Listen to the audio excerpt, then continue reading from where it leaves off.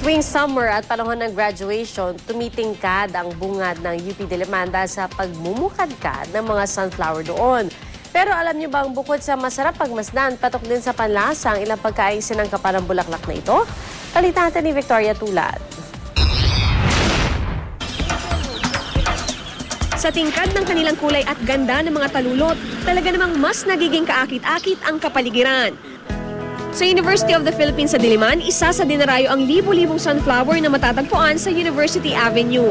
Dekada 80 raw nang magsimula ang taon ng pagtatanim ng sunflower sa pamantasan para sa graduation. Kakaiba ang sunflower dahil humaharap ito kung nasaan ang sikat ng araw. Kaya nga may espesyal na pakahulugan ito para sa mga taga-UP. And when the sun rises at east, nandun yung sunflower, and it turns to the west. So, if i-correlate natin, to seek the truth, nandun sa light. So, turning to the light. 45 to 60 days ang kailangan para tumubo ang mga sunflower. Pebrero pa lang, ipinunla na raw ang mga ito. Kapag fully matured na raw ang sunflower, maaaring umabot ito sa taas na 6 o 7 feet. Bukod nga sa angking ganda ng bulaklak na ito, nakatutulong din ito sa ating kapaligiran dahil ina-absorb nito ang radiation. Pero hindi lang pampaganda ng paligid ang sunflower. Pwede ring lutuin at kainin ang buto nito. Ang sunflower seeds, kumpara mo sa butong pakwan, mas malinamnam ng konti kaysa sa butong pakwan. Dahil lang siguro dun sa high oil content ng sunflower.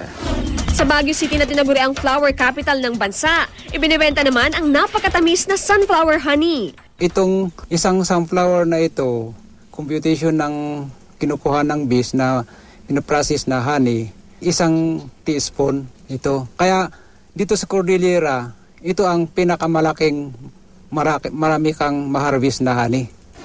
Sa Dagupan City, mabenta ang kanilang produkto na sunflower brittle. So sinubukan naming magluto. Ginawa namin siyang brittle. Kasi pag nakain nyo ito, parang ulitin nyo. Ang magkapatid na sina Sara at Gina tuwang-tuwa habang nagpapapicture sa tabi ng mga sunflower. Kaya kami nagkuha rin ng picture dito dahil panapanahon mo lang makita na in full blooms ang lahat ng kanyang mga halaman, yung puno.